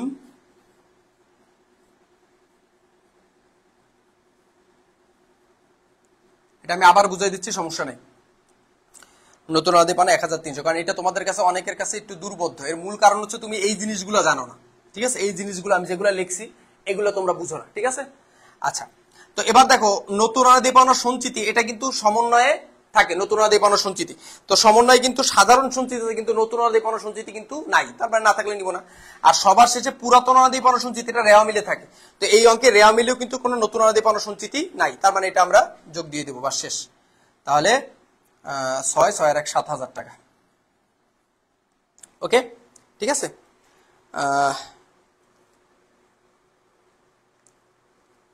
নতুন আয়কর লভ্যাংশ গেলে এখানে আসবে না। আচ্ছা, এখানে দেখো নিষ্কর প্রিমিসেস, মানে প্রাঙ্গণের উপরে 2% অবচয় ধার্য করতে বলছে, ঠিক আছে। তাহলে আমরা জানি সকল অবচয় এখানে আসবে, তাহলে আমরা এখানে লিখবো নিষ্কর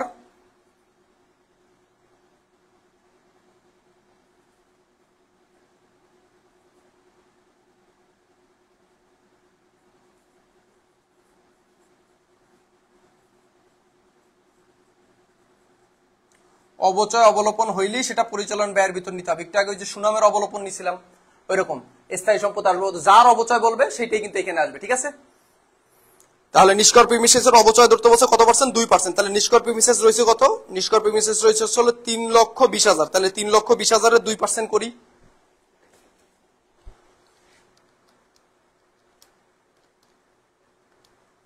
তাহলে হয় হলো 6,400। সমন্বয়ে কি আর কোনো পরিচালন ব্যয় আছে কি? নাই। এবার এগুলোই আমরা যোগ দিব, ঠিক আছে।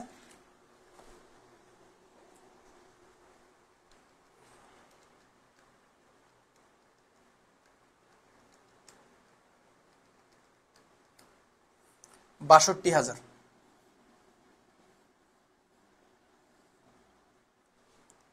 তাহলে 1,20,000 থেকে যদি 62,000 বিয়োগ দিই তাহলে হচ্ছে হলো 58,000। এইটার নাম হচ্ছে আমাদের পরিচালন মুনাফা।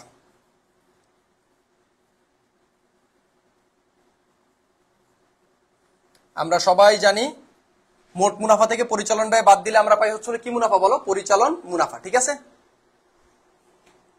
ওকে,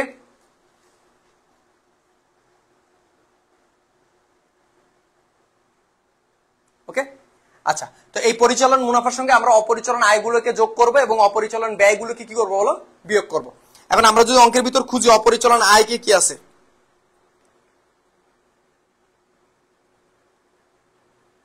নাই। একে তো অপরিচালন ব্যয়ও দেখি না কোনো, নাই তো। উত্তর তো এইটাই, 58,000, এটাই উত্তর। তাহলে এটাকে পরিচালন মুনাফা না লিখে, যেহেতু এর সঙ্গে কোনো অপরিচালন আয় ব্যয় নাই, সো এটাকে আমরা নিট মুনাফা লিখবো। এখন তোমরা বলতে পারো যে স্যার এটা তো দ্বিতীয় পত্রের, তাহলে এখানে কি আমরা ওই যে ওই কি বলো এটা ওই কর পরবর্তী নিট মুনাফা লিখবো? না, যেহেতু এখানে আমরা ওই নতুন আয়কর সঞ্চিতির কাজ করিনি, তাহলে সুতরাং আমরা সো এখানে জাস্ট খালি নিট মুনাফাটা লিখে দেবো, কেমন? এবং অবশ্যই অবশ্যই লাস্টে জেড টেনে দিব।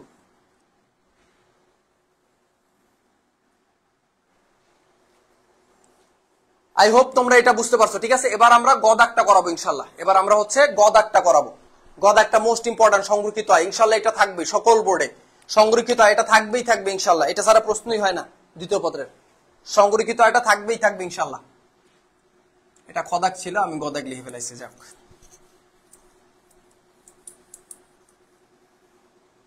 ক্লাসটা একটু শেয়ার করে দাও সবার মাঝখানে।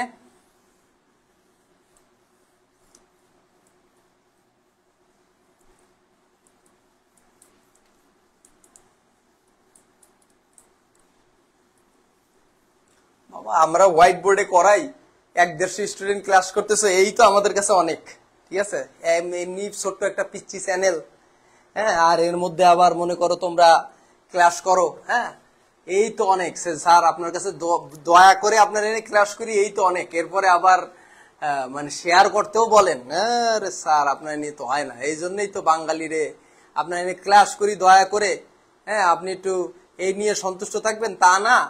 আমাকে কত বড় বড় ডিজিটাল বোর্ড আলা ক্লাস, হ্যাঁ, তারপর হচ্ছে হলো কত বড় বড় স্যার, হ্যাঁ, তাদের বাদ দিয়ে আমি আপনারা এনে ক্লাস করি, এই তো অনেক কিছু। তারপরও আপনি আবার কোন শেয়ার করতে, কি অবস্থা একটা দেখো, এটা কোনো কথা স্যার?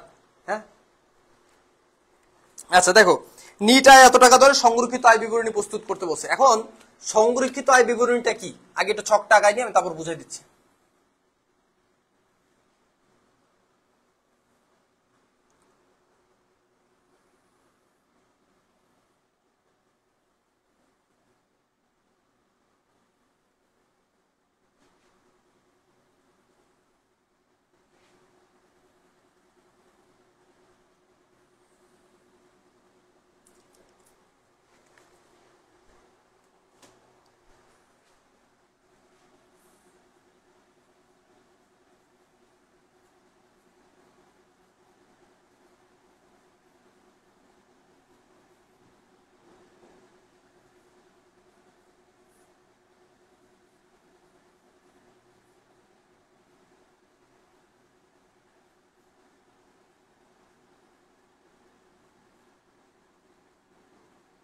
এরপরে আসবে ষষ্ঠ অধ্যায় তোমাদের, এরপরে আসবে ষষ্ঠ অধ্যায়। এই লাইভের পরে যে লাইভটা নিব সেটা আসবে ষষ্ঠ অধ্যায়, ঠিক আছে? ষষ্ঠ অধ্যায়, ঝামেলার অধ্যায়টা আগে শেষ করে ফেললাম। এই যে এটা একটু ঝামেলার ছিল, এই যে এখন টিপস দিব, লাস্টের দিকে চলে আসছি, টিপস দিয়ে অধ্যায় শেষ, ঠিক আছে? এরপরে ইনশাল্লাহ আমরা হচ্ছে তোমাদের কি বলে ষষ্ঠ অধ্যায় করাবো, এরপর অংশীদারির অধ্যায় করাবো, ঠিক আছে? আজকে আমি তোমাদের সঙ্গে আছি, কোনো প্রবলেম নাই, ঠিক আছে? আমার এর মাঝখানে একটু খাওয়ার জন্য একটু বিরতি দেবো, একটু নামাজের জন্য একটু বিরতি দেবো, ঠিক আছে? বাস, আর কিচ্ছু লাগবে না ইনশাল্লাহ। আচ্ছা দেখো, সংরক্ষিত আয়ের চার্ট আই হোপ তোমাদের সবার মনে আছে। সংরক্ষিত আয় মানে হচ্ছে যৌথ মূলধনী কোম্পানি তার নিট মুনাফার যে অংশটা ভবিষ্যতের জন্য সংরক্ষণ করে রাখে ওইটাকে আমরা বলি কি? নিট মুনাফা, ঠিক আছে? ওইটাকে আমরা বলি কি মুনাফা বলো? নিট মুনাফা। আবির খান স্যার ধন্যবাদ, আপনার কথা ধন্যবাদ, তোমাকে অনেক বেশি ধন্যবাদ বাবা। আচ্ছা, তো দেখো আমাদের প্রথমে সংরক্ষিত আয়ের একটা প্রারম্ভিক উদ্ধৃত যেটা রেওয়া মিলের ভিতর দেওয়া থাকবে। তো রেওয়া মিলের ভিতর দেখো সংরক্ষিত আয় লেখা আছে, সংরক্ষিত আয় কি কি লেখা আছে? 1 কত 17। তো সংরক্ষিত আয় কত টাকা আছে? সংরক্ষিত আয় আছে হচ্ছে 61,200 টাকা। এটা সেকেন্ড কলামে বসবে 61,200। এইটার সঙ্গে প্রথমে আমাদের নিট মুনাফা যোগ দিতে হবে, ভালো মতন খেয়াল করে, এটা কিন্তু আসবে, নিট মুনাফাটারে যোগ দিব। এই নিট মুনাফা আমরা একটু আগে নির্ণয় করছি, কিন্তু প্রশ্নে কিন্তু গদাকে বলেই দিছে নিট মুনাফা 65,000 টাকা ধরে সংরক্ষিত আয় বিবরণী প্রস্তুত করো। নিট মুনাফা 65,000 টাকা ধরে সংরক্ষিত আয় বিবরণী প্রস্তুত করো। তাহলে এটার সঙ্গে সুন্দর মতন সেই 65,000 টাকা কি করে দিবা? নিট মুনাফাটা যোগ দিয়ে দিবা। এখন প্রশ্ন যদি এটা না দিত তাহলে আমরা ওই খদাকে যে নিট মুনাফাটা বের করছে এটা এনে যোগ দিয়ে দিতাম। এবার দেখো আরো কিছু আইটেম এখানে আমরা যোগ করি, যেমন এখানে আয়কর ফেরত বা আয়কর প্রত্যর্পণ, এটা সরাসরি রেওয়া মিলে লেখা থাকবে আয়কর ফেরত, সেটা আমরা যোগ দেই। এবং সমন্বয়ে যদি দাবিহীন লভ্যাংশের অবলোপনের কথা বলে, দাবিহীন লভ্যাংশ না কিন্তু, দাবিহীন লভ্যাংশের অবলোপনের কথা বলে, সেটা আমরা নিব। তো এখানে রেওয়া মিলের ভিতরে কোনো আয়কর ফেরত নাই এবং সমন্বয়ে কোনো তোমার হচ্ছে কি বলো এটারে দাবিহীন লভ্যাংশের অবলোপনও নাই। তার মানে যেহেতু নাই সেহেতু আর কোনো কিছু যোগ দেওয়ার নাই। সো এই দুইটাই আমরা যোগ দিব, যোগ দিয়ে সেকেন্ড কলামে লিখে দেব।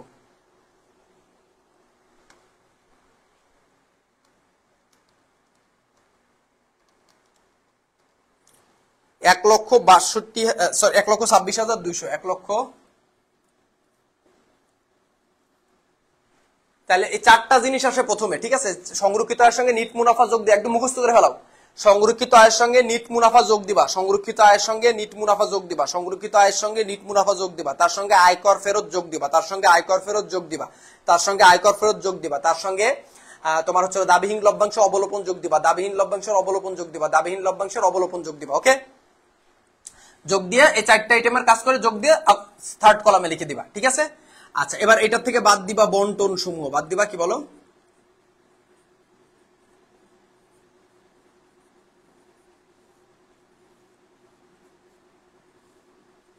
এই বন্টনের ভিতর 3টা আইটেম আসবে। আমি এখানে 3 লিখে দিচ্ছি, তোমরা আবার কেউ 3 লিখো না কিন্তু, খবরদার।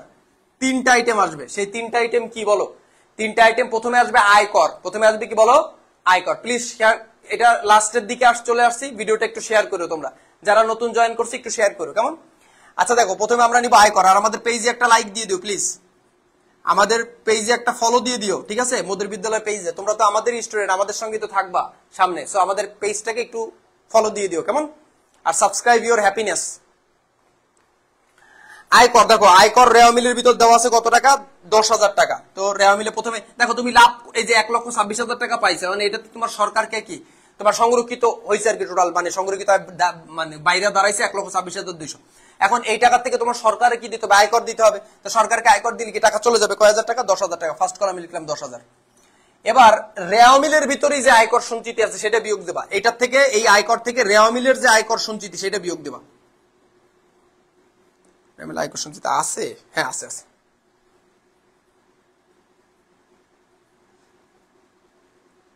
রেওয়া মিলে আয়কর সঞ্চিতি আছে হচ্ছে 5,000। তাহলে দিলাম 5,000 বিয়োগ, তাহলে 10,000 থেকে 5,000 বিয়োগ করলে কয় হাজার হয়? 5,000 হয়। এইটা হচ্ছে তুমি আয়কর দিলা, ঠিক আছে? এটা বেশি ব্যাখ্যা করবো না, জাস্ট খালি আয়কর থেকে আয়কর সঞ্চিতি বাদ দিয়ে এখানে লিখবা।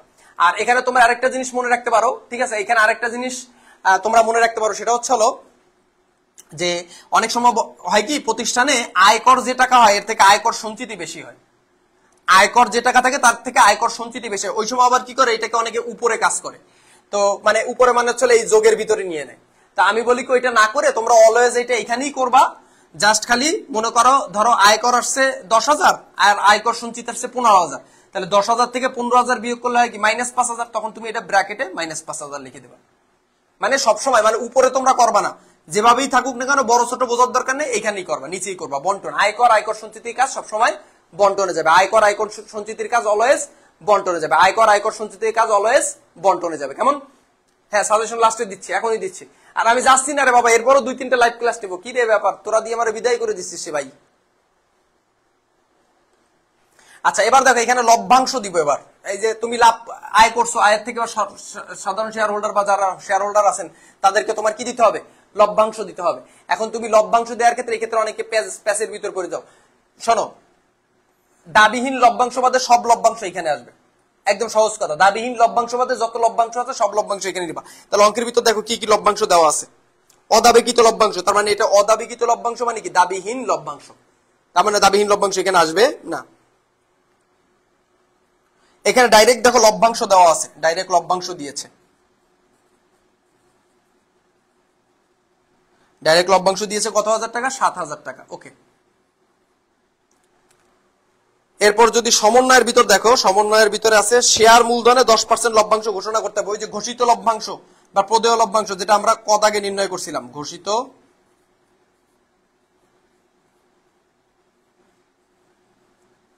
কত আগে নির্ণয় করছিলাম একদম। তাহলে এটা শেয়ার মূলধনের উপরে 10% লভ্যাংশ ঘোষণা করতে হবে। তাহলে লভ্যাংশ হইলে এখানে আসবে। খালি বলছি কি দাবিহীন লভ্যাংশ পাতে যে লভ্যাংশ হবে সেই লভ্যাংশ এনে নিয়ে নেবো, বাংলা কথা। তাহলে শেয়ার মূলধন আছে কত? শেয়ার মূলধন আছে 3 লাখ, 3 লাখের উপরে 10% লভ্যাংশ ঘোষণা করতে হবে। 3 লাখে 10% করো 30,000। কত আগে তো এটাই করছিলাম নাকি? ওকে, আর তো কোনো লভ্যাংশ আমি দেখতেছি না, কিছুই দি নাই আর গোড়ার ডিম। আচ্ছা নাই, তাহলে লভ্যাংশর কাজ শেষ। তাহলে এই আয়করের এই কাজটুকু হইলো আর লভ্যাংশ বাবদ কাজ হয়েছে। আমরা বলছি 3টা কাজ, 2টা কাজ হইলো, এটা হইলো এটা হইলো। এবার লাস্ট কাজ হচ্ছে হলো তুমি বিভিন্ন সঞ্চিতি তৈরি করবে। এখন স্যার এই সঞ্চিতি গুলো কেন তৈরি করবে? বাবা এগুলো আইনে বলা আছে। আইনে বলা আছে যে যৌথ মূলধনী কোম্পানি যখন কি বলে দাবিহীন লভ্যাংশ কোথায় যাবে? দাবিহীন লভ্যাংশ চলতি দায়ের ভিতর যাবে, আর্থিক অবস্থার বিবরণী চলতি দায়ের ভিতর যাবে, ঠিক আছে? আচ্ছা দেখো, আর দাবিহীন লভ্যাংশের অবলোপনটুকু এখানে আসবে, এই উপরে আসবে, যোগের এখানে আসবে। এখন দেখো তোমাদের যেটা বলতেছি, এখানে বিভিন্ন সঞ্চিতি তৈরি করে, যেমন লভ্যাংশ সমতকরণ তহবিল, তারপর মানে সাধারণ সঞ্চিতি, মানে পেনশন তহবিল, মানে কোন তহবিল বা কোন সঞ্চিতি যদি তৈরি করা হয় সেটা আমাদের এখানে বিয়োগ করে দেখাইতে হবে। কারণ কি? তুমি একটা সঞ্চিতি তৈরি করতেছে, তার মানে কি তোমার লাভের থেকে টাকা কমতেছে আর ওই সঞ্চিতিতে বাড়তেছে। তার মানে এখানে সঞ্চিতি থেকে সঞ্চিতি তুমি যদি প্রস্তুত করো তাহলে এখান থেকে এটা বিয়োগ করে দেখাইতে হবে। যেমন আমরা সমন্বয়ের ভিতর দেখি 4 নম্বর সমন্বয়, সাধারণ সঞ্চিতি তহবিলে 10,000 টাকা স্থানান্তর করো। তাহলে লিখবো মাইনাস সাধারণ সঞ্চিতি তহবিলে স্থানান্তর 10,000। ওকে, ডান। এবার আমরা অঙ্কের ভিতর যদি দেখি আর কোনো কিছুই নাই, সো আমরা এবার এগুলো যোগ দিতে পারি।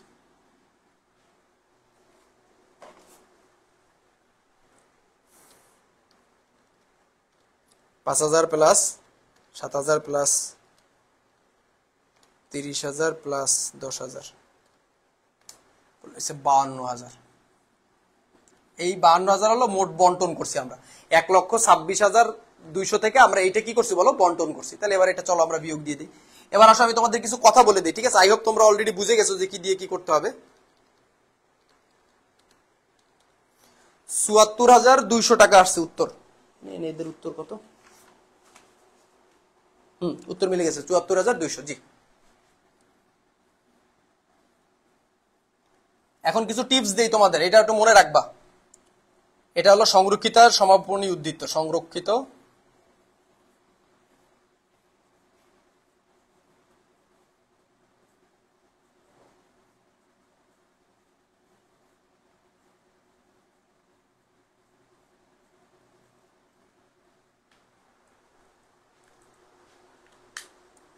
পিলসে বেতন ও মজুরি বিবরণী করাবো বলেছি যখন করাবো। এখন আসো কিছু লিজেন্ডারি টিপস দেই, মনে রাখবা।